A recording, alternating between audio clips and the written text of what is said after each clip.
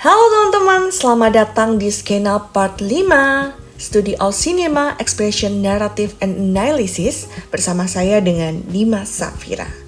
Nah, setelah sebelumnya kita memahami unsur naratif atau isi cerita dalam film, sekarang kita akan membahas nih bagaimana cerita tersebut diwujudkan secara visual dan audio melalui unsur sinematiknya. Unsur sinematik itu adalah teknik atau cara pembuat film menyampaikan ide cerita kepada penonton. Mulai dari apa yang kita lihat di layar, bagaimana kamera bergerak, bagaimana gambar disusun, hingga kemudian bagaimana suara yang digunakan untuk membangun suasana. Nah, dalam bab ini kita akan mempelajari berbagai elemen penting nih, seperti mise-en-scene, sinematografi, editing, dan juga suara. Yang semuanya itu bekerja sama untuk menciptakan pengalaman menonton yang utuh dan juga menarik. Dengan memahami unsur sinematik, kalian akan lebih peka melihat bagaimana sebuah film itu dibangun, bukan hanya untuk dinikmati. Yuk, kalau begitu kita simak pembahasannya. Pernah nggak sih kamu nonton film terus ada satu adegan yang bikin merinding? Nah, itu semua bukan kebetulan loh. Selamat datang, hari ini kita bakal bongkar rahasia di balik layar buat ngerti bahasa tersembunyi yang dipakai para sineas buat mainin emosi kita. Coba deh ingat-ingat lagi, mungkin adegan action yang super tegang, atau momen perpisahan yang bikin nangis. Apa sih yang bikin adegan itu nempel banget di kepala? Apa cuma dialog atau aktingnya aja? Sebenarnya jawabannya itu ada di depan mata kita, asal kita tahu aja cara ngelihatnya. Betul banget, bikin film itu ibarat ngomong pakai bahasa visual yang udah dirancang super detail. Tiap pilihan, mau itu warna gorden di belakang, sampai cara kamera ngambil gambar, semuanya punya tujuan. Tujuannya yaitu buat ngebangkitin emosi dan cerita, bahkan tanpa perlu ngomong sepatah kata pun. Oke, sekarang kita dongkar toolkitnya para filmmaker ya. Kita mulai dari dasarnya dulu. Pondasi dari setiap adegan, yaitu semua yang kamu lihat di depan kamera. Nah, ini namanya mise-en-scene. Gampangnya, bayangin aja ini kayak panggung teater, tapi buat film.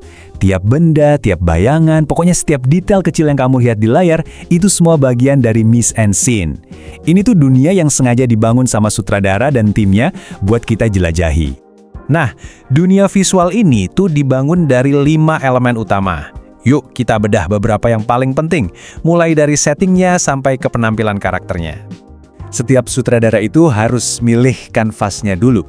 Mau syuting di lokasi beneran biar otentik, atau bangun set sendiri di studio biar bisa ngontrol semuanya, atau mau lebih gila lagi, bikin dunia yang nggak mungkin ada pakai CGI. Coba bayangin, bangun satu kota Jepang tahun 1930-an, tapi di California. Gila kan? Nah, inilah hebatnya set studio. Semua detailnya, dari jembatan sampai gedung-gedungnya, itu bisa dikontrol total. Nggak ada tuh gangguan cuaca atau mobil modern yang tiba-tiba lewat. Dan ini dia nih, sihirnya CGI. Yang awalnya cuma aktor di perahu di dalam kolam renang pakai layar biru, bisa diubah jadi lautan luas yang epik plus harimau yang serem banget. Ini mahakarya visual yang menang Oscar loh, yang bener-bener lahir dari imajinasi doang. Tentu aja, set sebagus apapun nggak bakal hidup tanpa cahaya. Nah, ini teknik dasarnya, yang dipakai buat seolah-olah memahat aktor pakai cahaya. Ini gunanya buat menciptakan kedalaman, dan yang paling penting, biar mata kita fokusnya ke situ, persis ke tempat yang sutradara mau. Oke, dunianya udah jadi. Sekarang, giliran sutradara yang nentuin apa yang bakal kita lihat, dan gimana cara kita ngelihatnya. Nah, kita masuk ke alat kedua yang super penting, sinematografi. Jadi kalau mise-en-scene itu dunianya, sinematografi itu mata kita di dalam dunia itu. Kamera tuh bukan cuma alat rekam yang diam aja ya. Dia itu pencerita aktif, yang nuntun kemana kita harus lihat dan apa yang harus kita rasain. Salah satu keputusan paling penting tuh, seberapa dekat sih kameranya dari si tokoh? Yuk kita lihat gimana jarak pengambilan gambar atau shot type bisa ngubah total perasaan kita pas nonton adegan. Di sini, karakternya kelihatan kecil banget kan? Intinya tuh mau nunjukin betapa luas atau megahnya lingkungan di sekitarnya. Atau sebaliknya, nunjukin betapa kecil dan gak berdayanya si karakter di dunia itu. Nah, sekarang kita maju dikit. Kita udah bisa lihat gerak-gerik karakternya, gimana mereka nyatu sama lingkungannya. Shot kayak gini bagus banget buat ngasih konteks ke penonton. Nah, ini yang paling dekat, paling intim. Semua yang lain dibuang. Kamera maksa kita fokus ke satu detail kecil yang justru nunjukin emosi yang gede banget. Entah itu rasa takut di mata atau tangan yang ngepal nahan tegang. Bukan cuma jarak loh, sudut kamera juga ngaruh banget. Cuma dengan mindahin posisi kamera, sutradara bisa secara halus mainin psikologi kita.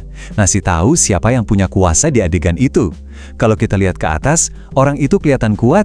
Kalau kita lihat ke bawah, dia kelihatan lemah. Simple kan? Warna, wah ini bisa jadi pencerita yang paling kuat.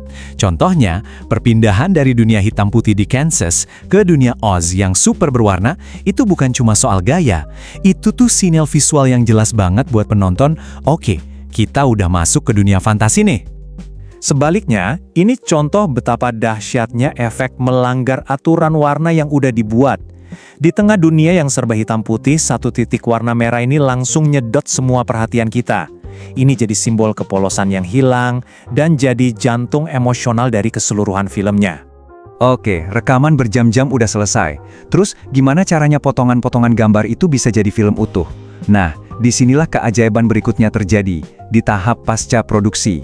Di sini, editor dan desainer suara mulai ngebentuk ritme dan jiwa dari ceritanya. Editor film itu kayak musisi, tapi alih-alih pakai nada, mereka maininnya gambar. Potongan gambar yang cepat-cepat bisa bikin suasana jadi tegang.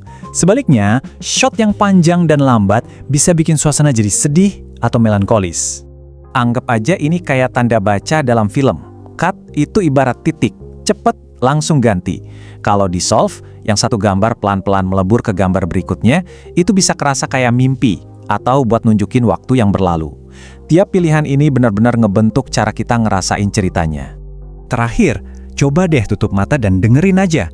Suara itu setengahnya pengalaman nonton film loh. Musik bisa bikin tegang, efek suara kayak suara langkah kaki di lorong sepi, bikin semuanya terasa nyata. Dan dialog tentu aja ngejalanin cerita. Semua ini kerja bareng buat bikin kita benar-benar tenggelam di dalam film.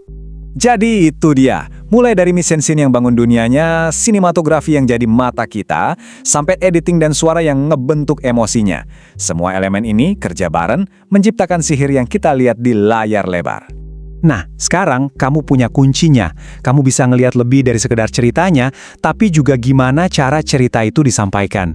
Coba deh perhatiin sudut kamera, pilihan warnanya, cepat lambatnya editing. Dijamin, kamu nggak akan pernah nonton film dengan cara yang sama lagi. Nah, itu dia pembahasan kita pada video kali ini. Semoga materi yang sudah dijelaskan bisa membantu kalian memahami film tidak hanya sebagai hiburan, tetapi juga sebagai sesuatu yang penuh makna dan tentunya bisa dianalisis lebih dalam. Jangan lupa ya, setiap film itu selalu punya cerita, tanda, dan pesan yang menarik untuk dibaca. Terima kasih sudah menonton dan sampai jumpa di pembahasan selanjutnya. Tetap semangat belajar dan jangan cuma nonton film, tapi juga dipahamin.